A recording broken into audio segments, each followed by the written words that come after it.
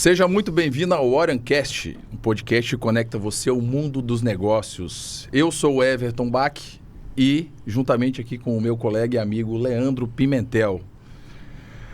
Hoje vamos trazer um bate-papo imperdível aí com o nosso tema sobre planejamento sucessório. E como nosso convidado hoje, nosso amigo Júlio Ribeiro, advogado especializado nesse assunto, né? Um assunto muito relevante aí que principalmente no setor onde o Júlio atua há muito tempo, que é o setor do agronegócio. E antes de mergulharmos nesse bate-papo incrível, aproveita para curtir, compartilhar e comentar o nosso Instagram e o nosso canal no YouTube. Clique no link e escaneie o QR Code para nos seguir nas redes sociais. Seu engajamento faz toda a diferença para que mais pessoas possam ter acesso a este conteúdo de valor. Galera, queria agradecer o Julião, obrigado, mano, pela participação primeiramente. Satisfação minha. Obrigado mesmo. E queria lembrar, antes da gente começar esse bate-papo, para você empreendedor, você deseja vender, prosperar nos seus negócios, construir autoridade de mercado, criar conexões, a gente está no lugar certo aqui, ó. Enjoy alavanca o que você precisa, realmente. A Enjoy, ela é uma escola de negócios que conecta e desenvolve pessoas. Eu acho que é a primeira escola do Espírito Santo de negócios de empreendedores, tá? Então, através de grupos, eventos, imersões, a Enjoy reúne empresários para aprimorar gestões, vendas, estratégias, ou seja, tudo que você precisa para impulsionar o crescimento da sua empresa. Quer saber mais? Vai ter um linkzinho aí, escaneie o QR Code, se cadastre e a equipe Enjoy vai entrar em contato contigo.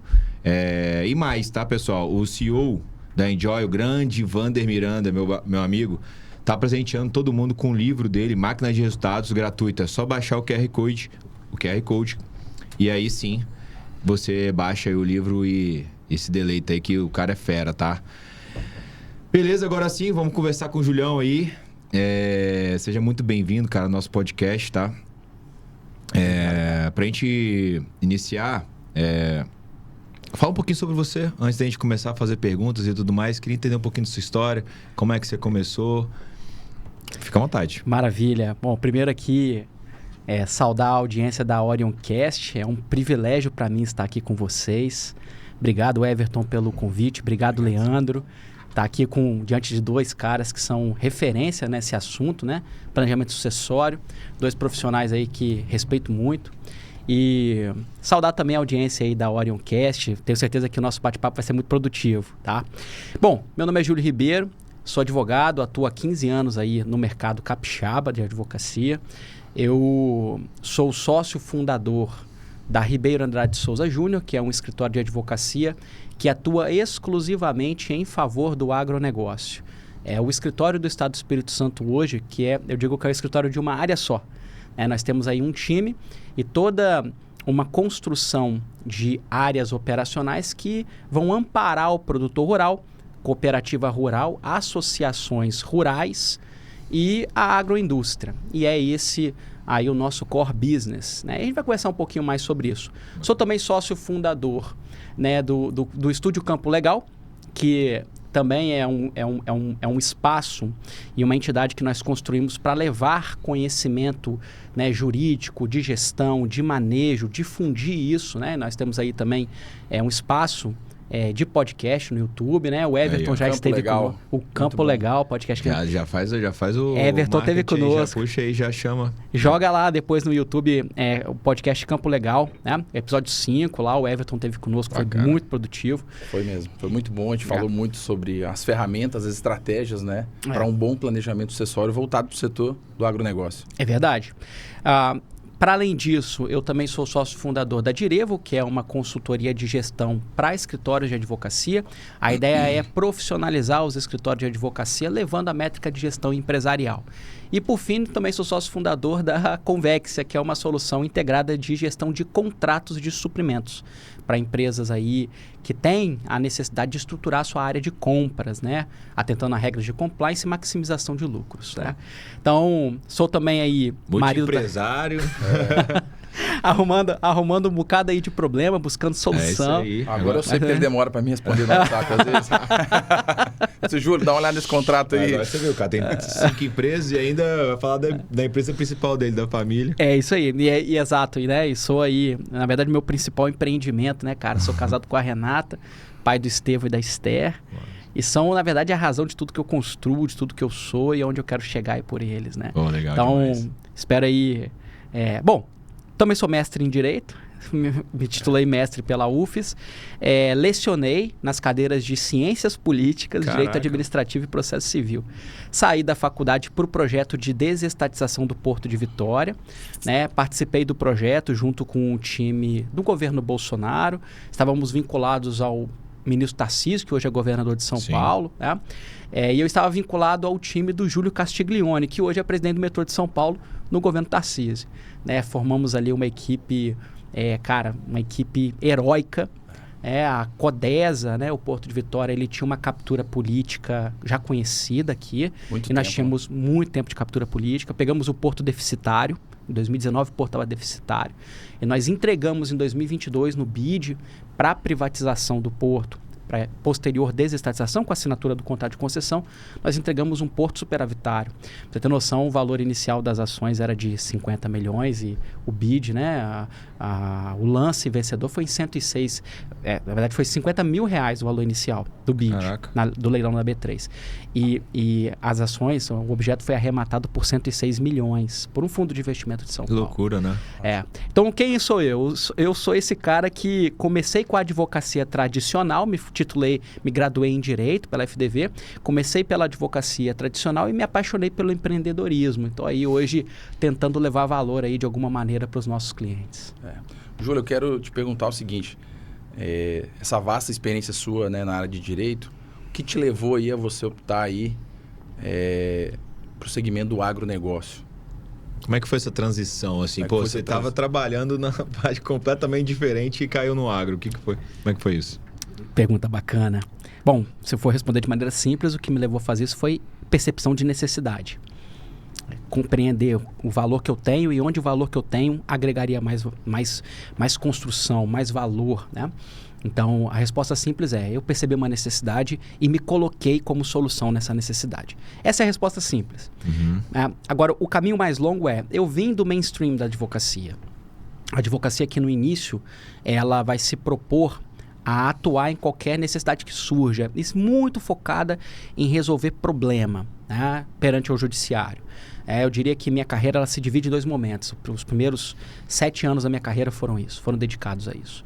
Em algum momento, a minha carreira ela sofre ali uma virada de chave, uma guinada, e eu começo, então, a compreender a realidade de mercado e perceber que a advocacia ela não deve apenas oferecer respostas binárias para o empreendedor. Pode ou não pode? Né? Quando eu entro dentro de uma empresa, eu começo a perceber, e aí como um jurídico interno, talvez se alguém que é de um departamento jurídico interno estiver nos ouvindo, vai compreender o que eu vou falar agora com muita exatidão, né? O advogado, ele às vezes vai ali oferecer respostas muito simplórias, né? Essas respostas binárias, a lei permite, a lei proíbe. Mas o empreendedor, ele tem um certo apetite ao risco. Empreender é correr risco.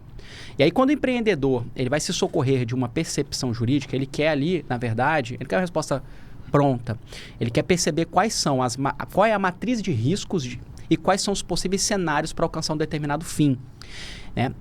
O papel do advogado, ele tem que ser... Por isso, o advogado, ele, na minha percepção, ele precisa compreender o mercado e compreender aspectos operacionais de determinado nicho. Porque o papel maior do advogado é trazer clareza e dados úteis para a tomada de decisão estratégica. Então, a minha carreira, ela vira essa chave num segundo momento, nos 7 anos que sucederam, agora 8 anos, né? Completa aí 15 anos de carreira. E a gente começa a perceber a importância de o advogado ser um empresário. Ele sentar com o cliente e dominar tanto quanto o cliente os aspectos operacionais e de mercado. Eu ia falar isso agora, né? Você saiu um pouco da caixa da advocacia e começou a empreender nesse mercado, tentando entender as dores. Uhum. Basicamente isso, trazendo um papel de consultor, não só de um definidor de leis, né? De direitos. Isso. Que é o que você está falando, né? Exatamente. Mas o que foi realmente a virada de chave, a ignição disso? O Porto. O Porto, veja, Porto de Vitória, ele tem ali uma compleição que atende muito ao mercado de agronegócio capixaba, né? Então, Porto... Os insumos todos passam por lá, né? Passam por lá. Sim. Então, a importação de fertilizantes, de maquinários e, por outro lado, o escoamento de commodities agrícolas passam pelo Porto, né? Então, ali dentro do porto, a gente começou a perceber que existe ali uma riqueza, que o agronegócio capixaba ele é muito pujante, e, por outro lado, a gente ia percebíamos, né, que, de alguma maneira, quanto mais você se afastava da ponta da lança ali do mercado, né, próximo ali do escoamento da mercadoria, da venda, quanto mais você ia para a origem da cadeia produtiva do agro, tanto mais desassistidos os empreendedores estavam. Quanto mais próximo da ponta da lança, tanto melhor assistidos estavam. Então, você tem uma trader, está muito bem representado, você tem um importador, um exportador, você tem um centro de comércio, um supermercado, uma loja varejista. Esses têm assessoria jurídica, esses estão bem aparelhados, tem ali um corpo de assessoria de gestão. Aí você vai chegando no campo, que é a produção agropecuária, aí a desassistência normalmente é muito grande. Então, por isso, e aí dentro do porto eu tive essa percepção. Eu começo ali no porto, eu desenvolvi a percepção e a advocacia portuária, portanto, o porto lida com movimentação de cargas e pessoas, e aí vai tratar ali dos diversos players e as operações que acontecem, arrendatários, operadores portuários, o ógmo, sindicatos, tudo isso tem influência, né, e vai impactar na cadeia produtiva. Mas então, Leandro, de fato foi uma escolha intencional. Quando eu saio do porto cheguei em 2019 e saí em 2024, eu saio com a intenção de focar, de constituir esse escritório vocacionado exclusivamente para o agro. Então, fruto de uma percepção de necessidade e uma intencionalidade de construção de solução. Uma oportunidade também, obviamente, a gente vai falar de propósito, vai falar de dores, vai falar de também, você vê uma necessidade, uma oportunidade de negócio. Perfeito, né? isso. É um oceano azul, na verdade, né? Entendo que negócio. sim. O Brasil hoje se destaca mundialmente aí como, né, um dos maiores países hoje no segmento do agronegócio, né? Isso que você falou é muito interessante, porque é uma coisa que eu e o Everton, a gente tem uma percepção muito alta. Como a gente atua muito nessa parte de planejamento sucessório, a gente leva um produto, por exemplo, que no Brasil não é tão novo, muitas vezes a gente tem muito resistência no agro, porque eles não são assistidos. Então, esse produto não chega lá no produtor rural, que é onde a gente vai. A gente pega o nosso carro e vai lá na roça do cara e vai apresentar, e muitas vezes mesmo a gente chegou na empresa e o senhorzinho tá chegando de bicicleta e vocês estão esperando quem? Tô esperando o proprietário aqui do terreno. Perfeito. Aí não, sou eu mesmo, e tudo mais, tá de bermuda, tá de chinelo. Isso. Eles não têm essa instrução, esse conhecimento desses produtos que a gente pode trazer. Isso é muito verdade que você falou.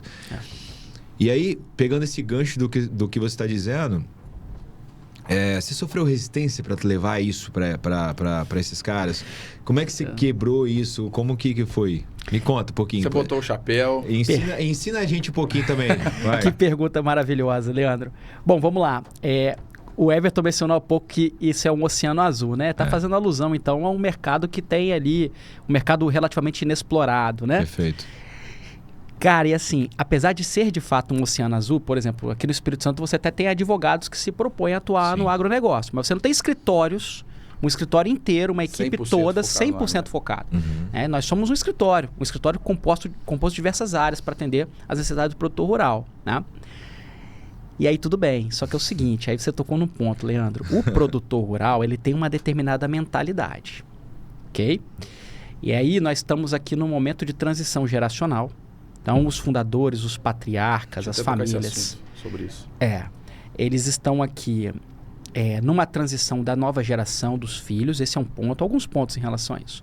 O segundo ponto o campo, ele hoje, os efeitos dessa quarta revolução industrial, né? A revolução tecnológica. Então, assim, nós estarmos conectados na internet, né? O campo, até há pouco, o campo não tinha isso. Sim. Então, a informação hoje, com a revolução tecnológica, digital, houve uma democratização de informação, né? Tornou-se fácil acessar a informação. O campo começou há pouco a receber isso. Tanto que se fala hoje em agricultura 4.0, como se fosse uma novidade.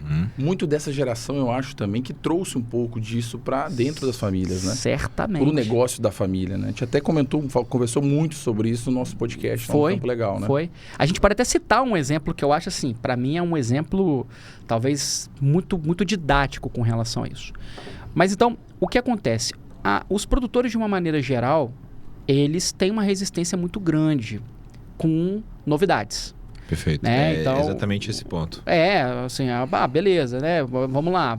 Eu tenho aqui uma solução para uma dor que eu já sei qual é a dor. Eu percebo que existe um risco, eu percebo que tem uma oportunidade de receita, eu percebo que eu tenho oportunidade de evitar que o produtor ele tenha uma despesa que não precisaria ter. E, portanto, eu tenho uma solução para atender uma dor. Só que o produtor ele é desconfiado. E existe uma determinada mentalidade com relação a isso. Então, como é que nós fizemos e como temos feito para permitir que essa informação chegue ao produtor? Primeira coisa é a seguinte. Cara, o produtor rural, ele tem uma certa necessidade de pertencimento, de identificação. Então, a advocacia da cidade, aquela advocacia que se posiciona de uma maneira, eu vou dizer assim, às vezes aquele conhecimento, a forma de falar, ela gera muita distância, né? Até a forma que o advogado se veste, né? Então, nós do escritório, tudo em nós, como a gente atua exclusivamente para o produtor rural, eu não estou preocupado em gerar com o empresário da cidade, um grande empresário, uma identificação comigo. Então, desde a forma que eu me visto... A linguagem corporal, né? A linguagem corporal. Então, tudo no produtor. Eu jamais vou chegar na roça como um advogado usualmente chega, né? Ali, trajado de uma maneira. O produtor... Esses dias eu estava com um engenheiro agrônomo que é produtor ali em Rio Bananal e nós chegamos com uniforme de escritório. Escritório nós usamos uniforme. Aí chegamos com uniforme, botina, calça jeans. Esperando os caras de terno, gravata. Ele estava esperando que o pessoal ia chegar com o estilo clássico da advocacia. E eu me lembro que aquele engenheiro agrônomo, até mandar um abraço para ele, o Cláudio Jimenez, ele ficou assim, muito impactado. E ele chegava para as pessoas e falava assim, adivinha qual é a profissão dele? Você acha que ele é o quê? Você acha que ele é engenheiro e tal? Não, ele é advogado. E ele ficou muito impactado. Mas, na verdade, assim, o exemplo das vestes é para trazer... à luz essa percepção de que, na verdade, o escritório ele teve muita intencionalidade em se aproximar. Sim, conexão. Gerar conexão com o produtor. Tudo em nós. Por exemplo, quando eu vou conversar com o produtor, nem mesmo a linguagem que eu estou usando aqui com vocês e com o nosso público da Orion é a linguagem que eu vou usar com o produtor. Claro. Sim. Porque eu vou afastar o produtor. Eu não tenho que mostrar para ele que eu tenho uma linguagem rebuscada, que eu tenho conhecimento jurídico. Eu preciso mostrar para ele que ele tem uma dor e como que eu resolvo esse problema dele. Falar a língua dele. É o que Falar a gente língua. procura também fazer sempre, né? Exatamente. Então, como que nós temos feito isso? O primeiro veio nosso foi o privilégio da exclusividade nos permite aproximar com mais eficiência. Esse é um primeiro ponto. O segundo ponto que nós fizemos foi, de fato, nos apropriar desse momento que nós estamos vivendo hoje. Como a tecnologia está chegando ao campo, você tem ali internet já, de uma maneira geral, o Espírito Santo. Qual é a região do Espírito Santo que não está abastecida com internet... com provedor de internet, né? Sim. Mesmo... Não, acho que não tem. É muito difícil. Não, tá em todas as regiões do estado tem. E se não tiver dos provedores clássicos, Tem os provedores tem o Starlink regionais. e outros ali que resolvem o problema. Sim. Então, hoje, o produtor, ele tem ali uma rede social que vai conseguir acessar e buscar informações, né? E ele tem um WhatsApp, uma rede de comunicação que vai estreitar ali os vínculos dele e vai conseguir receber referências, vai conseguir ali buscar auxílio nessas informações. E nós temos também levado essa informação. Quando nós criamos o podcast, quando nós usamos ali do veículo do Instagram do escritório, nosso Instagram, por exemplo, ele não tem um objetivo de gerar vendas. Nosso Instagram ele é para difusão de informações. Sim. E posicionamento. Né? E posicionamento. O que nós queremos é nos aproximar do produtor. A oferta da solução vai ser porteira adentro. Esse é um aspecto. Aí tem uma segunda grande dificuldade, Leandro. O produtor ele não tem uma mentalidade empreendedora. O que eu quero dizer? O produtor ele trata usualmente do manejo e do negócio como uma extensão da sua vida particular, não como uma empresa. Perfeito. Então é o seguinte, você tem casos como esse que você mencionou do cara que está ali numa bicicleta. E o produtor, ele tem um orgulho da simplicidade. Eu acho isso bonito Isso até. é legal. Existe um orgulho da simplicidade. A gente fica impactado, inclusive. A gente fica assim, caramba. A gente não esperava, né? Há muito o que aprender com isso. Só que é o Sim. seguinte, esse é o aspecto bonito da coisa. E é bonito mesmo, né? A simplicidade como estilo de vida e algo a se ostentar mesmo. Agora, por outro lado, você tem a parte, talvez assim, menos bela disso, que é a percepção e a necessidade de gestão e empreendedorismo. Se eu trato do negócio agrário, do empreendimento agropecuário, como uma extensão da minha vida particular, eu vou... talvez eu não vou aplicar determinados investimentos, eu não vou ter uma percepção de mercado que eu deveria ter quando eu penso no meu empreendimento agrário como uma empresa. Então, vamos lá. É muito comum. O cara movimenta na terra dele 3, 4, 5, 8 milhões de reais.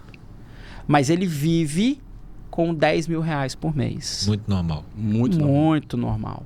E a vida é simples e movimenta muito, mas vive com pouco. Então, a pessoa que vive com 10 mil reais por mês, quando você fala, por exemplo, dela contratar uma gestão, quando você fala para ela contratar um seguro, quando você fala para ela contratar um serviço de advocacia, é o seguinte, isso tem que fazer sentido dentro dos 10 mil reais dela.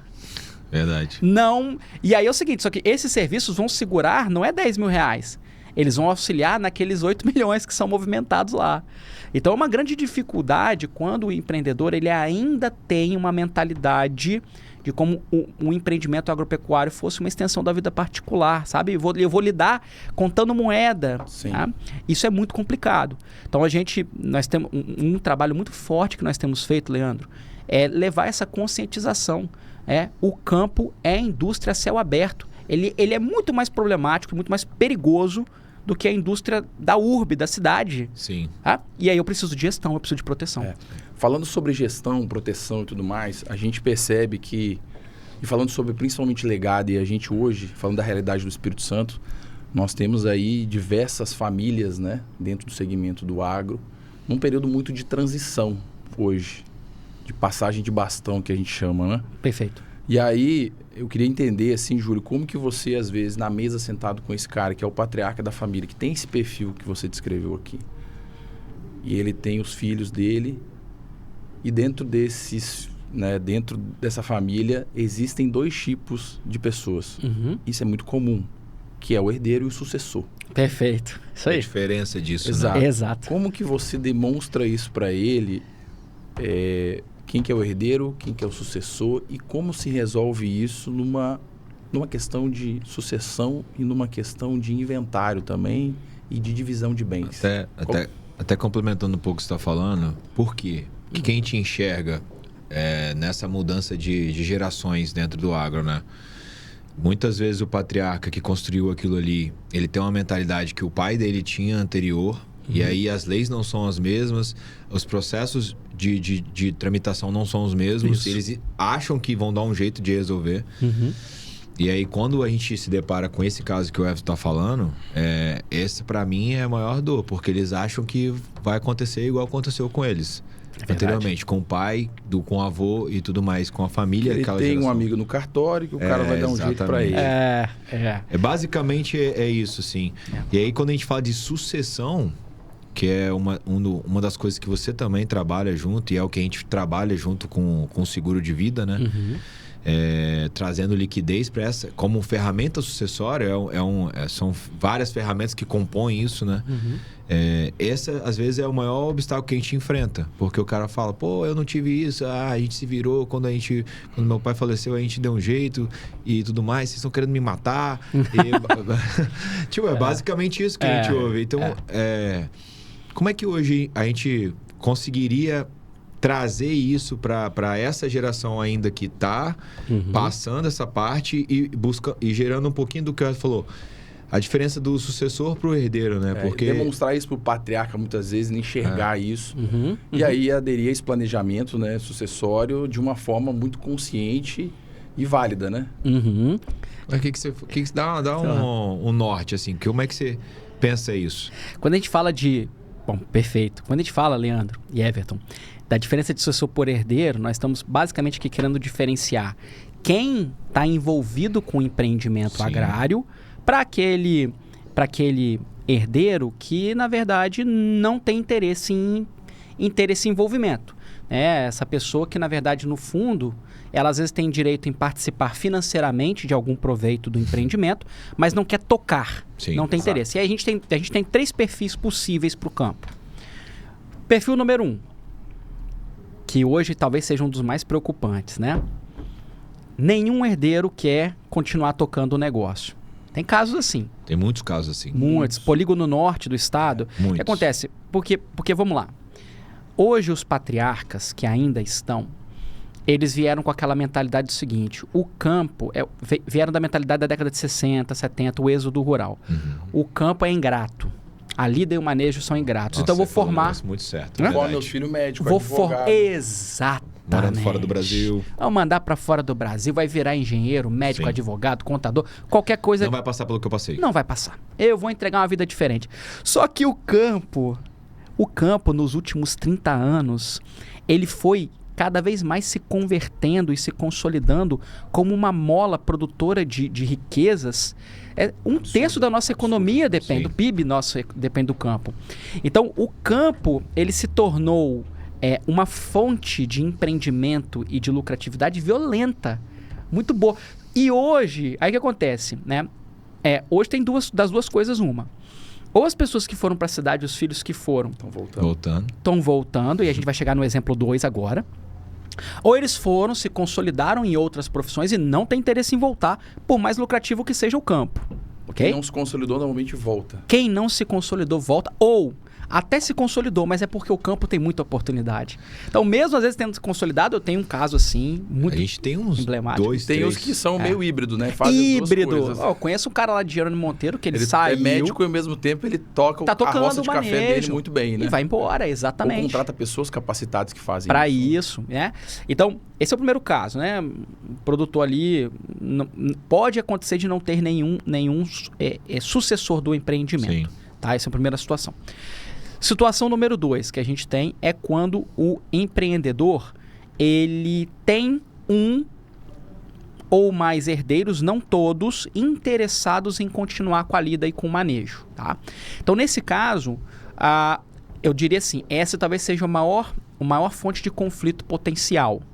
Porque, vamos lá, na perspectiva do empreendedor, do dono do negócio, ter um filho ou mais filhos que queiram dar continuidade é preservar o legado. Ele dedicou a vida dele a construir aquilo. Então, ter alguém que vai dar continuidade é um senso de continuidade da obra da vida que a pessoa construiu. Então, isso é muito bom. Só que se você tiver outros filhos que não estão interessados, isso pode gerar conflito.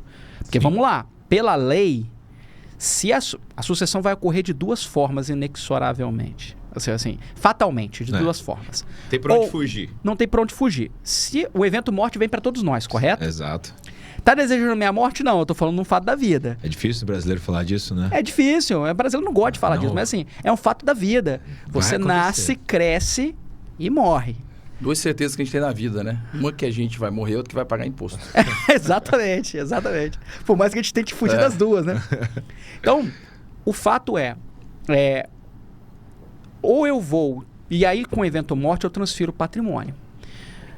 Com o evento morte, quem vai determinar como meu patrimônio vai ser transferido, a forma é o Estado, por meio de lei. E eu vou pagar caro por isso. Ou eu me planejo e faço isso de acordo com a minha vontade, diminuindo custos, diminuindo burocracia e protegendo meus herdeiros. E aí, existe para essa segunda hipótese que eu estou falando aqui da divergência de quem está na lida e para aqueles outros herdeiros que não têm interesse, aí é que faz sentido essa diferença que vocês colocaram. O sucessor para o herdeiro. Sucessor é a pessoa, é aquele filho, tá? Que tem interesse, filho, neto, enfim, que manteve o interesse com um empreendimento que foi construído pelo produtor. Ou ele voltou para o campo ou ele permaneceu no campo. Sim. E cuidou do negócio. E aí pensa na cabeça desse herdeiro, desse sucessor, como ele vai se sentir se no final da vida ali dos pais, tudo aquilo pelo qual ele se dedicou, você tem lá outros herdeiros que estão ali se tornando médicos, estão ganhando dinheiro de outras formas, ele está ali suando, está na lida. Qual é o sentimento dele se tudo for dividido igualmente, né? Partilhado pelo Estado? O Estado vai partilhar sem considerar essas diferenças. Exato. Conflito é certo. E aí as mágoas. E aí tem as nuances disso, né? Porque todos ali podem ou não ser casados, então mais pessoas dentro do negócio, entrada de terceiros dentro do negócio que antes, que na verdade existe um sucessor que trabalhou junto com o pai dele ali, que se a gente falar na perspectiva emocional, o cara tem aquilo ali, exatamente como você falou, como a vida dele também. E o herdeiro, que é médico, que mora fora do Brasil, que não vive aquilo ali, vai ter o mesmo direito, e a família dele vai ter os mesmos direitos do que a família do cara que se dedicou ali ao crescimento do legado dos pais, né? Será que dá conflito? Nossa Senhora! E aí percebe, aí você imagina você construir um legado, sua vida toda, e quando eu construo legado, eu quero que meus herdeiros... Veja, só tem um homem na minha vida que desejou que eu fosse maior do que ele. Meu pai. Ninguém mais quer que eu seja maior. Caraca, não tem nenhum outro cabra que quer que eu seja maior. Muito bom a gente pensar nisso, na verdade. Só meu pai, sabe? Então, assim, o produtor rural, quando ele pensa em transferir o legado, ele quer, é um sentimento de realização. Você imagina na cabeça do cara ele pensar o seguinte, poxa, quando eu me for, meus filhos a minha família vai se dissolver por briga por conta de patrimônio. O legado que eu construí, ao invés de ser bênção, vai ser uma maldição nessa família. Porque eles vão brigar. Porque vai ter ali uma situação, um sentimento de injustiça de percepção. Então, assim, eu vou deixar o Estado resolver isso ou eu mesmo vou resolver? E aí, se eu diferencio o sucessor do herdeiro, eu consigo evitar o conflito. E aí, o plano de sucessão, ele vai se dar em 3 bases. A primeira base é empreendimento rural. Por mais que seja um empreendimento simples, agricultura familiar. Estou falando o quê? Estou falando de uma extensão de terra de 3 hectares, não chega a dar às vezes um alqueire, ok? Sim. Pega 3 hectares de terra, quantos milhões que vale hoje? Qualquer lugar aqui do estado do Espírito Santo. Pega 1 hectare de terra, chega perto de 1 milhão, dependendo da região. Aí você pega e pensa assim, poxa, quando você tem um evento morte e é o Estado que vai ter que resolver o problema, ele vai te cobrar por isso. Estado cobra pra qualquer coisa. Estado quer tributar o ar que a gente respira daqui a pouco. E cobra caro. E cobra caro pra prestar um serviço altamente ineficiente. Cada vez mais, né? É o sócio, na verdade, que você teve a vida inteira que chegou o momento dele receber. Chegou o momento dele receber. Às vezes ele sempre recebe, né? Todo mês. Todo mundo mês. aqui paga imposto, né? Exato. Só Mas pra que ele quer uma fatia maior quando acontece esse evento. Como se fosse um herdeiro realmente, né? Cara? Exatamente. E aí ele vai resolver isso de uma maneira altamente ineficaz. Ele só quer resolver o problema, pegar o dinheiro do Estado. Então, quando eu faço essa diferença, aqui, primeiro eu tenho que resolver o problema da liquidez imediata. Exato. Com o evento morte. Eu ia até entrar num assunto sobre as estratégias que você utiliza hoje. Perfeito. Para esse perfil de cliente, né? Você já está comentando que são os pilares justamente que norteiam esse processo de planejamento sucessório. Maravilha. A verdade é o seguinte, na prática, tá, Julião? É um cafezinho pro Julinho. Na prática, o que a gente encontra no dia a dia são perspectivas, entendimentos diferentes do que realmente é, de verdade. Como assim? Parece um mito, uma lenda urbana. Todo mundo fala... Se você chegar cada dia num empresário diferente, num produtor diferente, cada um acha que vai ser resolvido de alguma forma diferente. Né? Que vai ser resolvido de outra forma. Um cara pensa de uma forma, outro pensa que vai resolver porque o amigo dele é do cartório, o outro pensa que porque o pai dele passou para ele desse jeito vai ser dessa forma. Vamos deixar isso... aqui bem claro, como que realmente funciona hoje a questão da transmissão pós-morte de uma propriedade rural, de uma safra, de uma empresa, por exemplo? Como é que verdadeiramente é? E quais as estratégias para contornar isso? Eu vou falar como você utiliza, né? Bom, maravilha. Então vamos lá. A gente tem um problema, né? Qual a solução? Show de bola. Então eu mencionei há pouco que quando o empreendedor ele falece, o patrimônio vai ser dividido fatalmente. Ou ele falece e quem vai dividir é o Estado, ou ele se programa, ele faz um plano e aí esse patrimônio vai ser dividido pela vontade dele. Sim. Eu considero que no primeiro caso, quando é o Estado que tem que resolver o problema da transmissão, isso é um problema. E por que é um problema? Vamos lá. Você tem que instaurar um processo de inventário. Para você transmitir esse patrimônio, você paga um imposto de transmissão causa mortes, o ITCMD, que é um imposto com alíquota hoje no estado de 4%, já com a intenção de majoração para 8%, ok? E a reforma tributária está aí para, na verdade, consolidar esses 8% e, na verdade, talvez aumentar. Chegar até 12%. Chegar até 12%. Né? Então, veja, hoje 4%, que já é alto, podendo chegar no futuro breve a 12%. Nós estamos aí no momento de transição com a reforma tributária. Sim. Tá? Foi bem. Esse é o melhor momento para estar falando disso. Melhor momento, porque ainda está no processo. Tá em tempo. Tá? Mas não é só esse o custo. Fosse esse o custo, já seria muito ruim, que é um imposto. Mas aí eu tenho, além disso, processo de inventário é um processo que eu vou lidar com o poder judiciário ou com um cartório.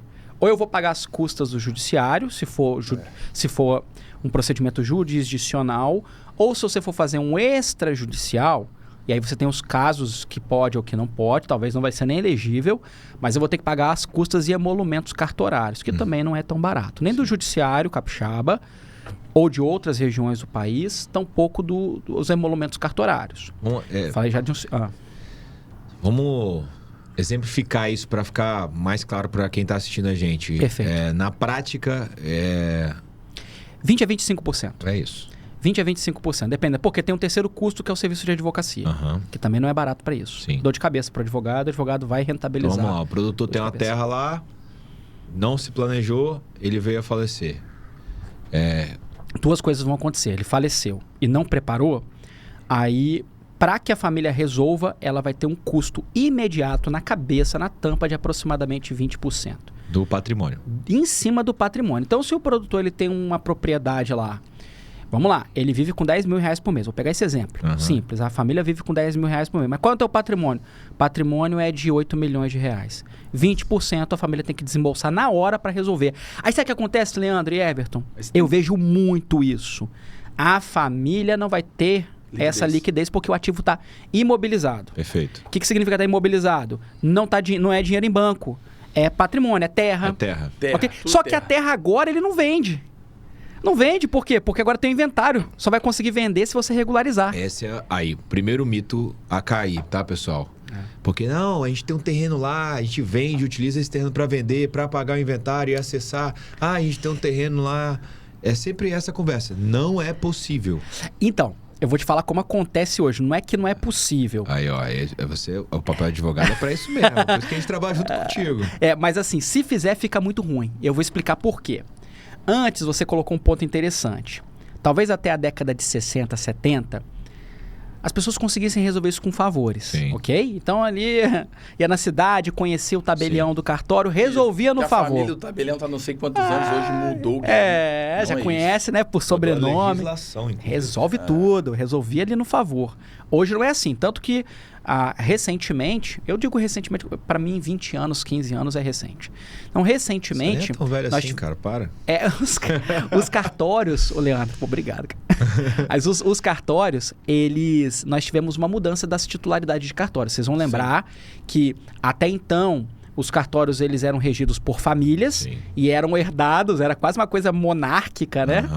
Então, assim, as famílias iam herdando e dando continuidade aos cartórios brasileiros e nós tivemos concurso público num passado relativamente próximo. Isso mudou.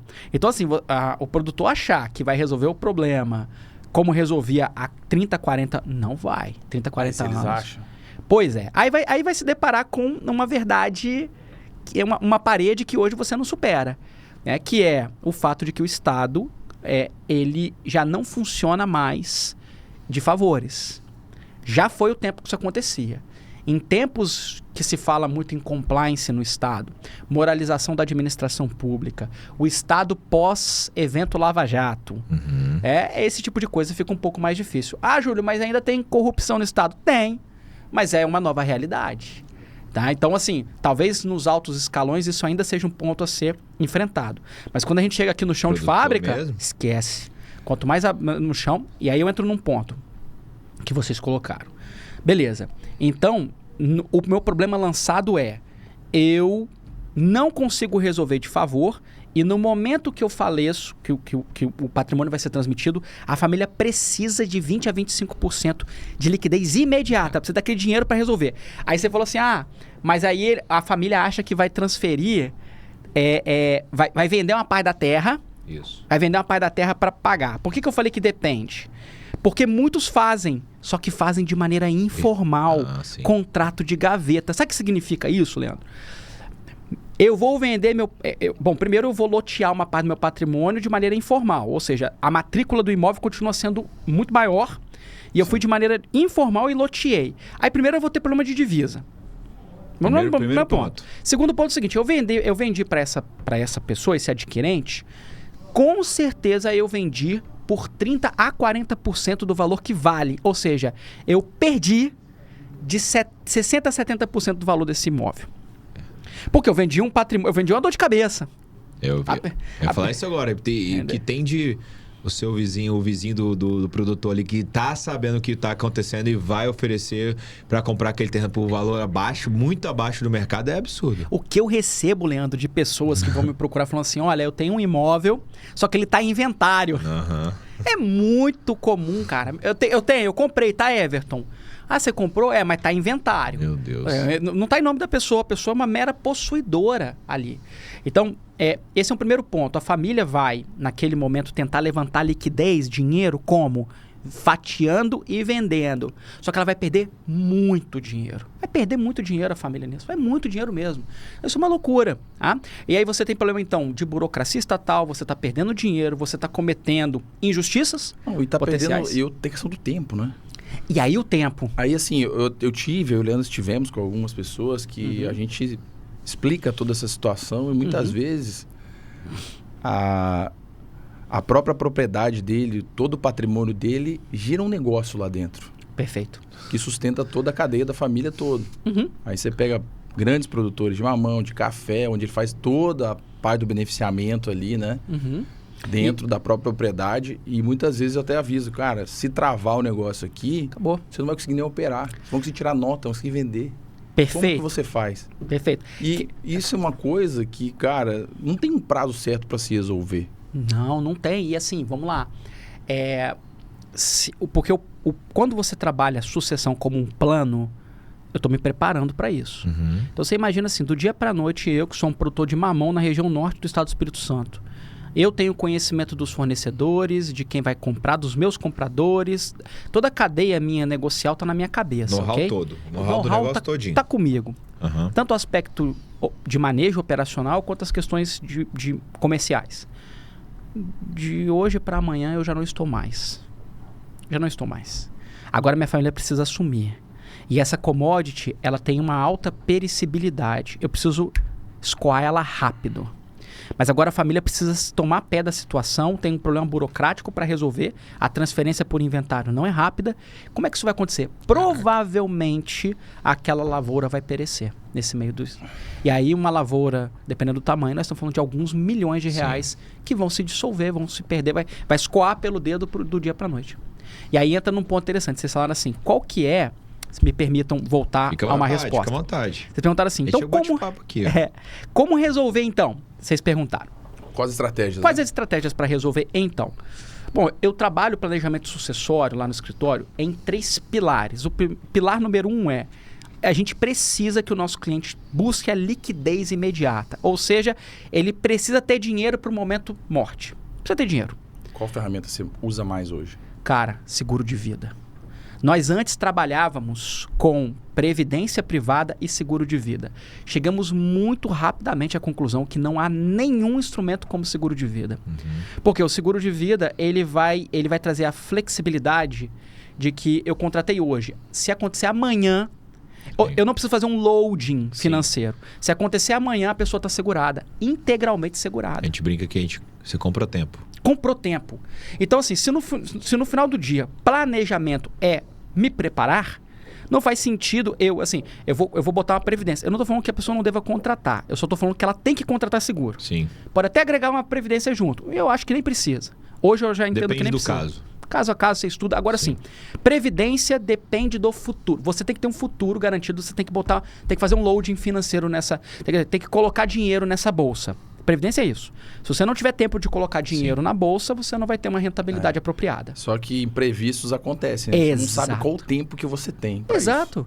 Então, se o planejamento sucessório é eu me preparar para um futuro incerto, faz mais sentido trazer uma solução de liquidez imediata que me atenda agora. Me atenda de maneira presente. Então, e aí, para mim, o seguro de vida é, de fato, a ferramenta. A gente sempre fala para o cliente que no momento que emitiu a pólice, você já gerou ali realmente uma alavancagem patrimonial gigante justamente para um imprevisto. Então, isso aí. A gente tenta vender... Pagou o primeiro prêmio, esse é um dos pilares do que a gente faz, que é vender esse planejamento FIM, que é a urgência. Perfeito. Você fazer a pessoa entender que ela não tem uma bola de cristal e se ela puder me falar a hora, dia e local que ela vai partir dessa para melhor, aí a gente muda a conversa completamente. A gente não tem. Não. Então, esse comprar tempo é exatamente isso. Você, a partir daquele momento, tomar a decisão de que quando você entender e aceitar que você vai partir, quando você partir, você já vai deixar uma liquidez imediata para a resolução de problemas. Exatamente. Aí assim, Júlio, mas por que a liquidez imediata? Eu vou dar um exemplo prático nisso. Então vamos lá, a liquidez imediata é a família com o evento morte, ela precisa ter dinheiro na hora e para mim seguro de vida é a solução. Pois bem, qual é o braço número 2? Aí entra um trabalho nosso jurídico.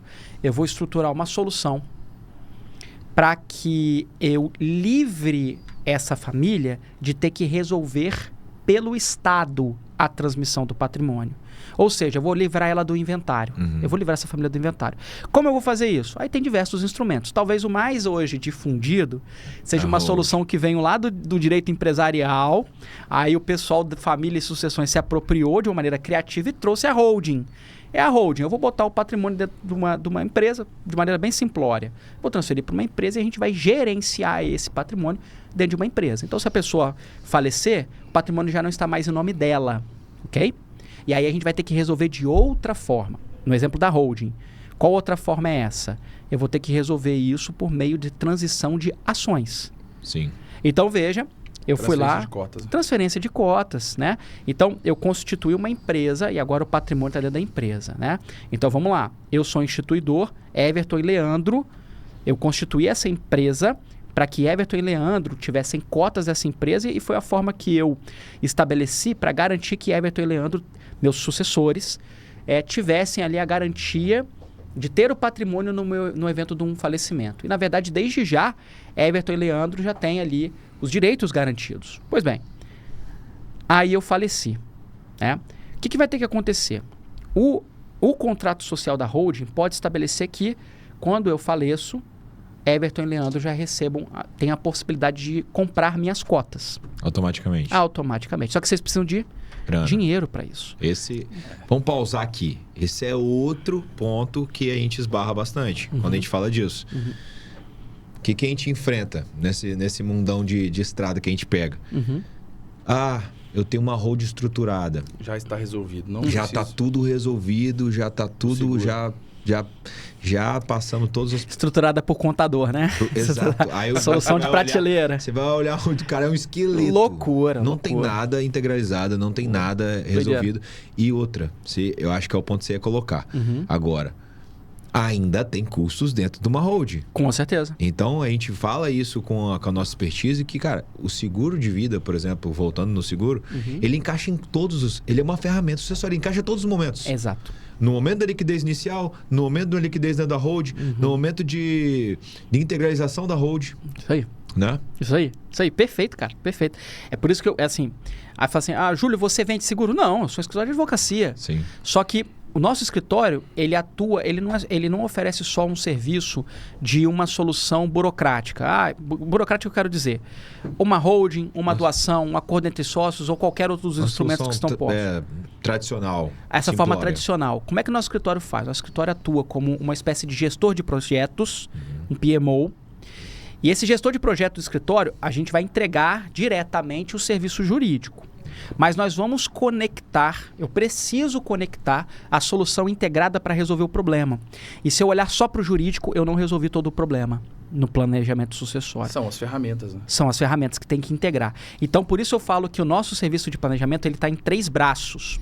O braço número 1 tem que ser a liquidez imediata. Porque no final do dia, se ele tiver liquidez imediata, mesmo que seja para pagar aqueles 20%, 25%, se tiver ali com o seguro de vida, talvez vai conseguir pagar. Aí, assim, resolveu um dos problemas, que é a transferência. Ainda vai ser burocrático, ainda está perdendo dinheiro, mas vai transferir sem ter que ficar loteando de maneira informal o terreno. Não, e é a dor de cabeça, né? Exato. A dor de cabeça é gigantesca. Que é o dinheiro, pô. Gigantesca. Aí você tem a injustiça, você tem o Estado se tornando teu sócio, aí você tem... Porque quando você tem dinheiro, quando você tem liquidez, tudo fica mais simples, até a burocracia. Exatamente. Né? É isso aí. Então esse é o braço número 1 que esse projeto nosso de 3 bases, ele contempla. O braço número 2 é, qual é a forma que faz mais sentido? Eu já vi casos, quando eu não associo holding como uma solução de planejamento sucessório.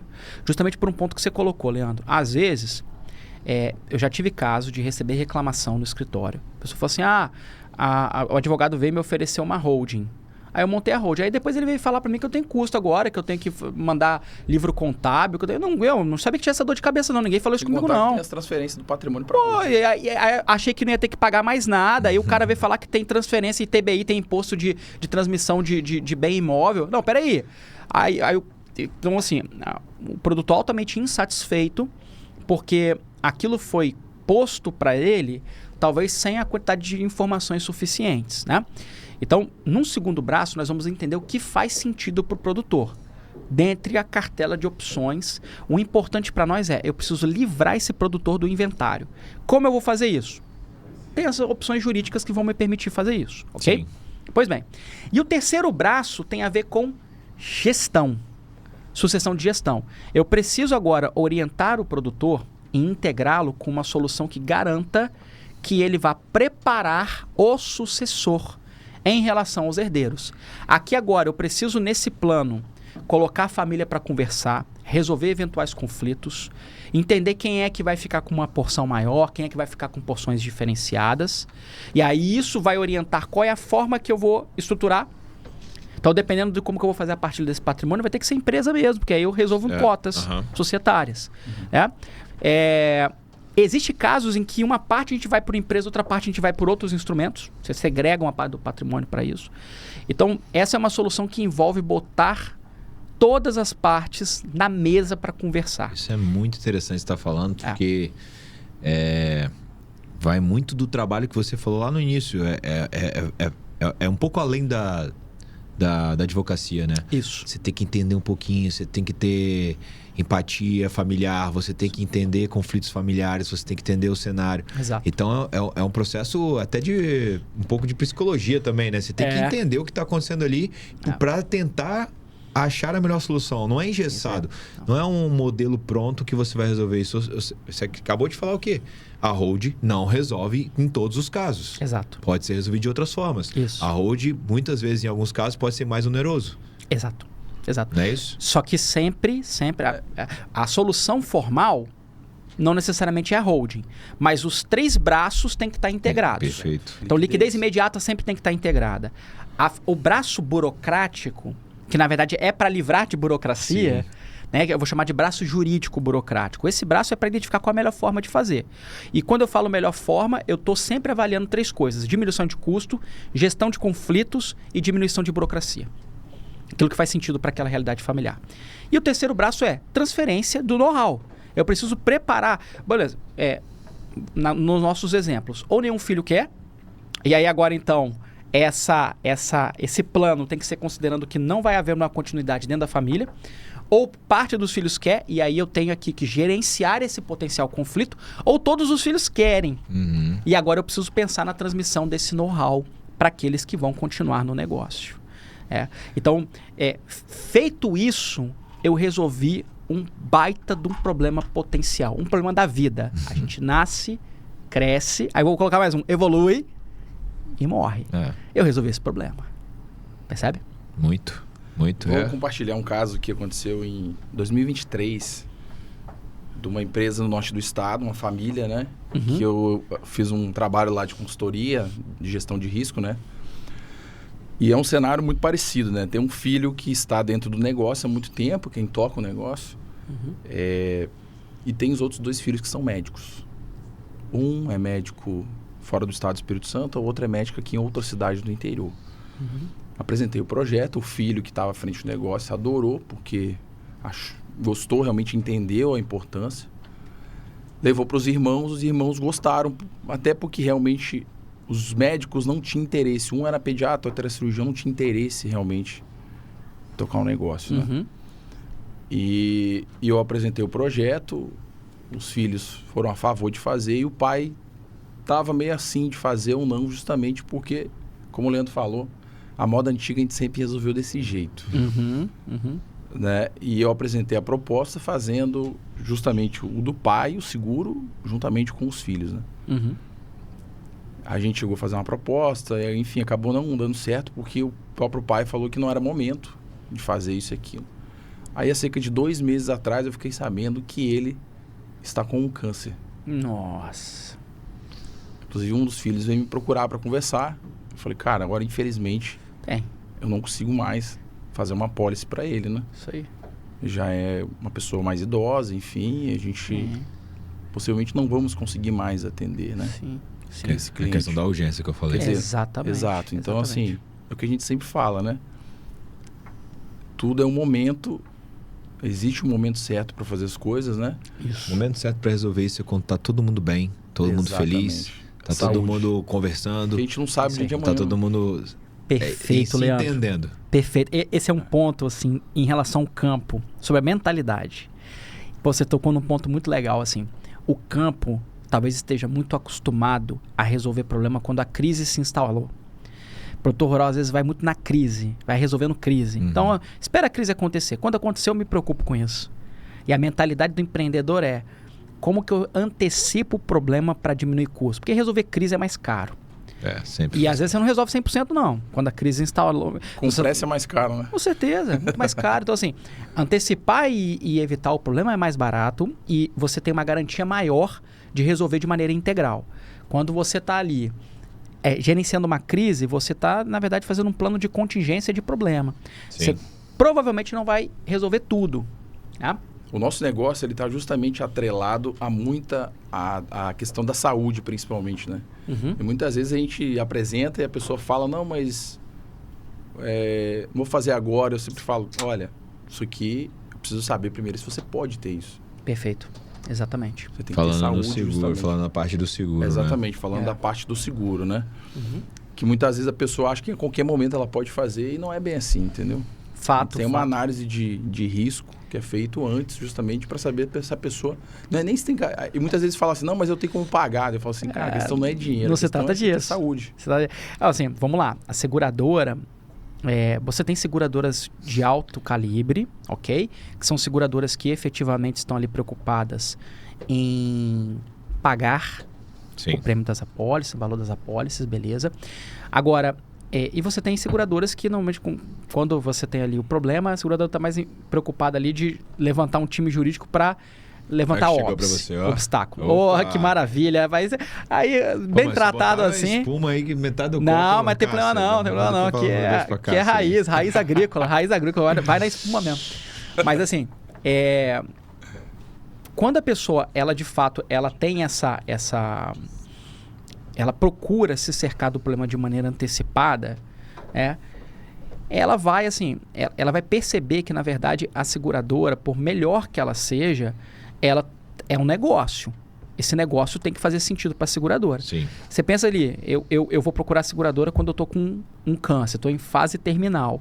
Faz sentido para a seguradora. Eu vou pagar quantas parcelas para a seguradora me pagar logo ali na frente 2 milhões. Aí eu vou pagar ali pelo tempo de vida que me resta parcelas ali de 15 mil reais. Tenho dinheiro, vou pagar muito, vou pagar 15 mil reais. Uhum. Aí gastei ali pouco mais de 100 mil em 2 anos, ok? E por outro lado, ao final de 2 anos, ela tem que me pagar 2 milhões. Né? Nenhum negócio do mundo se sustenta nisso. Então, Não tem almoço grátis. Não tem almoço grátis, não tem almoço grátis. Então, tudo tem... Mesma coisa na advocacia. Para gerenciar uma crise vai ser muito mais caro do que evitar a crise. Eu falo muito isso. Então a visão de empreendedorismo, ela é o que vai fazer diferença no campo. E aí eu retomo uma pergunta de vocês no início.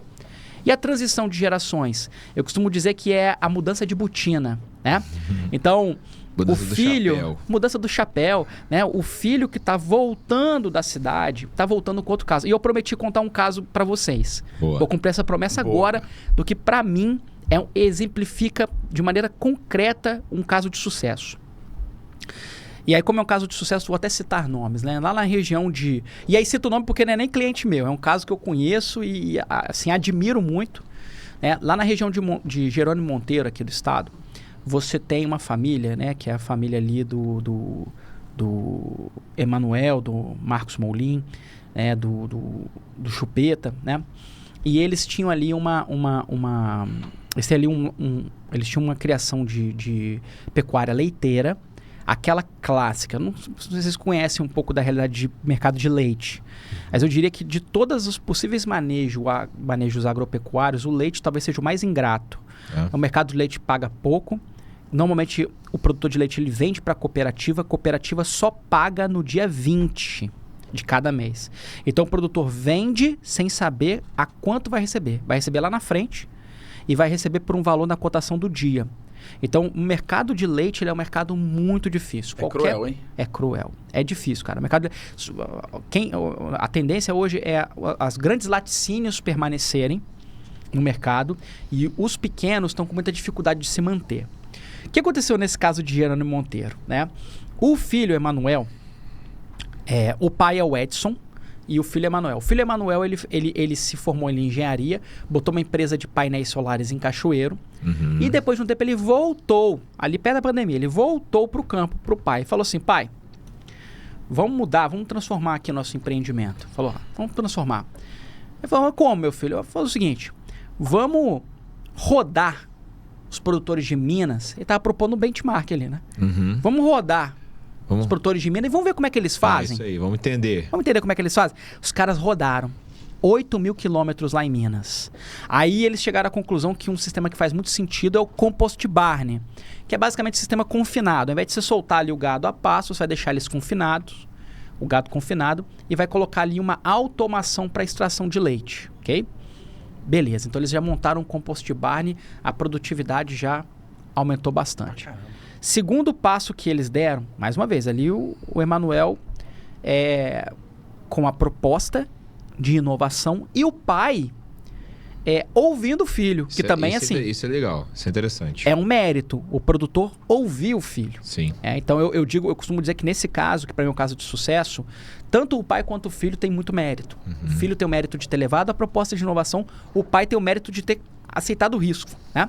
E aí a segunda proposta do filho foi, vamos mudar a nossa produção?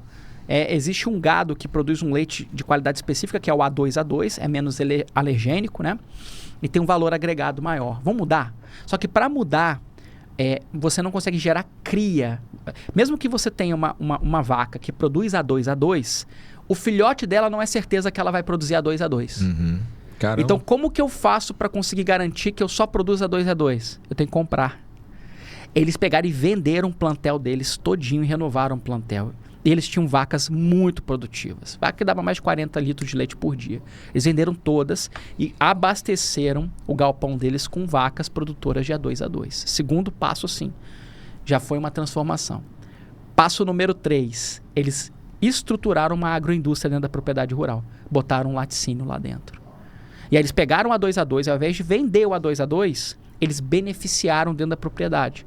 Hoje, eles são, dentro do estado do Espírito Santo, a única empresa que produz queijo A2A2, produz iogurte A2A2, Caraca. produz manteiga A2A2. O cara foi muito inteligente, né? Ele saiu do produtor e montou um business, né? Mas ele rodou, tá? 8.000 quilômetros, pegou vários cases, sentiu a dor de todo mundo, entendeu o negócio. E assim... essa transferência, essa habilitação que o pai deu para ele trazer inovação, sair da caixa de pensamento, isso é legado. Isso é legado porque continuação do que foi feito. Eu até peguei aqui uma definiçãozinha de legado, né? Legado é um rastro de todo esforço que alguém batalhou incessantemente com o alcance de um objetivo. Ou seja, a determinação que colocou ali, que empunhou ali, que resultou o propósito maior para onde haverá um resultado final que poderá ser contínuo, caso exista um sucedido com os mesmos desejos de ir além. Você acabou de exemplificar isso aqui que eu peguei. O cara tinha uma ideia, um legado, um propósito de família, saiu da caixa, foi estudar e trouxe aquilo ali, como que eu posso desenvolver e melhorar o negócio da minha família. Exato. Geração por geração. Isso é legado. Cara, foi um negócio incrível, cara. Foi um negócio assim. Esse é um caso pra mim que ele é muito... Há muitos outros, tá? Há muitos outros aqui no estado. Eu vejo isso muito, saindo um pouquinho do agro, na indústria de rochas, né? Como os sucessores desenvolveram aquilo lá que antes era um conflito. E, na verdade, agora eles se unem e compram juntos, e compram aviões juntos, e compram várias coisas juntos para tentar otimizar e deixar o polo maior e mais forte, né? Com certeza. Assim, o legal da cabeça do jovem é que o jovem ele vai absorvendo com mais facilidade as transformações da nossa geração.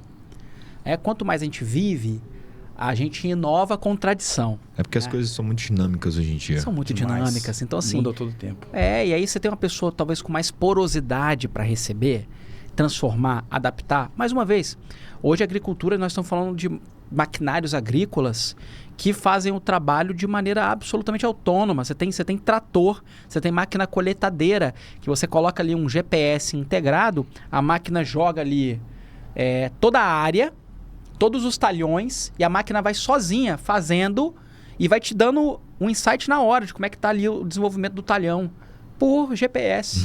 Então, assim, o produtor que há 30 anos ele imaginaria uma coisa dessa? O pessoal fala muito do agrotech, né? Isso tá vindo numa velocidade muito rápida, né? Com a tecnologia dentro do agro. A gente tava falando de legado, né? Falar um pouquinho, entrando nesse assunto, um pouquinho da Enjoy, né? Você que é empresário, quer deixar um legado para sua família, para seus sucessores, e você quer expandir o seu negócio, a Enjoy tem feito um trabalho incrível conectando empresários e gestores exatamente para isso. Eles ajudam na construção de estratégias que podem ser aplicadas na gestão da sua empresa, tanto na parte da gestão pessoal, tanto na parte da gestão familiar. Então, proporcionando uma segurança de futuro, que é a proteção do legado que sua família construiu. E se você ainda não tem um legado que veio herdado da família, você pode construir esse legado aí. A Enjoy vai te oferecer todos os recursos para você trazer isso à tona dentro da sua empresa, tá bom? Julião, a gente está já finalizando aqui nosso bate-papo. Passou rápido, hein? Muito bom, né? Mas bate-papo bom. Tá boa cerveja? Delícia, bom demais. Quero vir mais. Pega mais cerveja aqui, afinal, sextou, né? Sextou, bom demais. A gente tá na sexta-feira, tá, pessoal? Aqui, ó, já estamos sextando já. Cara, sem dúvida, assim, a sua trajetória e experiência em direito, em planejamento sucessório, ela inspira, né? A gente que trabalha com isso muito diretamente, né, Everton? A gente não vê isso em todo lugar, realmente. Para você que está acompanhando a gente aqui na Orioncast, tá? Fica ligado aí, curta o episódio, comente, quer tirar dúvidas aí, Julião. Fala seu Instagram aí, fala pro pessoal como é que consegue te conectar. Estabelecer contato, né? Bom, o Instagram do escritório é RAS Júnior, JR, RAS Júnior, Ras Júnior, que vem das iniciais Ribeiro Andrade Souza Júnior. ARS Júnior, JR, _ Agro. Tá? É um Instagram do escritório. E também a pessoa pode estabelecer contato comigo pelo meu telefone, né? O 27998640510, e pelo e-mail, julio@rasjunior.agr.br. Bacana. Fala um pouquinho do podcast também, pô. Bom, nós temos aí o podcast Campo Legal, um podcast... Agora, você tem que me convidar também, você vai convidar só ele. Vamos. Agora. O nosso podcast, ele é um podcast com menos volume de episódios. São 10 episódios por ano apenas, são temporadas. Bacana. Né? E a gente costuma fazer essas temporadas no segundo semestre.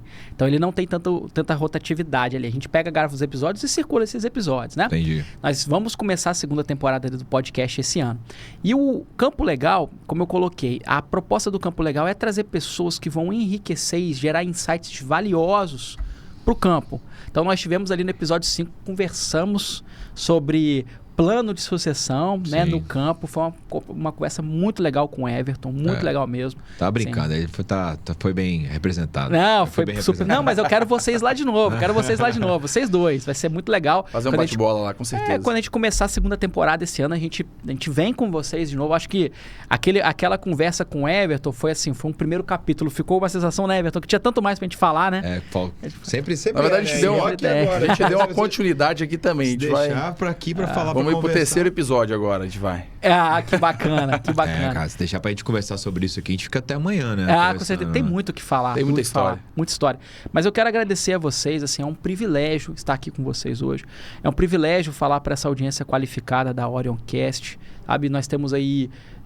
vocês estão gerando valor para o campo. Vocês estão gerando, a proposta de vocês aqui é gerar valor não apenas para o campo, mas para o empreendedor de uma maneira geral. Esse tipo de iniciativa, que é uma iniciativa que visa levar e difundir informação de qualidade, ela sempre tem que ser assim, reconhecida e louvada. Então, poder participar disso, poder compartilhar um pouco aqui, para mim é um tremendo privilégio. E quero também, assim, retribuir levando vocês para nossa casa. Obrigado. Eu que agradeço. Obrigado, Júlio. A intenção nossa de trazer aqui sempre alguém próximo do nosso meio, trazer conhecimento, trazer autoridade em áreas específicas para falar de coisas que agregam a sociedade, que é o que eu enxergo, tá? Bacana. Trazer o bem, trazer soluções inteligentes, trazer questões que às vezes são até tabus para falar, que no caso do mercado que a gente trabalha, que a gente fala de sucessão, a gente fala de morte, a gente fala de doença. Sim. Na verdade, a gente não está querendo trazer coisas ruins, a gente está tentando trazer soluções inteligentes para um sofrimento maior futuro, né? Coisa que o brasileiro ainda não se ligou muito e que lá fora já é bem expandido, já é cultural. É comum já. Com certeza. Então, nosso trabalho é de uma exposição cultural mesmo e brigando à frente na vanguarda. Da vanguarda brasileira aí, mas poder falar um pouquinho sobre isso contigo e alguém tão especializado no que fala, tão com autoridade, exatamente o que a Orioncast quer trazer, né? Bacana. Obrigadão por esse bate-papo. Júlio, obrigado. Conteúdo riquíssimo, como te falei. A gente tem muito que conversar ainda sobre isso. Boa. Muito obrigado. Obrigado, pessoal. Pessoal, você gostou desse episódio aqui com o Julião? Curte, comenta. Não deixe de compartilhar com seus amigos, com as pessoas que você acha que esse bate-papo fez sentido, tá? Ative o sininho e não deixe de conferir, tá? Mas como que a gente pode proteger o futuro financeiro aí das famílias brasileiras? O link tá na descrição. Vou deixar os links do Julião também, tá? Clique agora aí para ter um diagnóstico gratuito de planejamento financeiro também na Enjoy, tá, pessoal? E agradecer a todo mundo que esteve com a gente até agora. Um grande abraço, fique com Deus.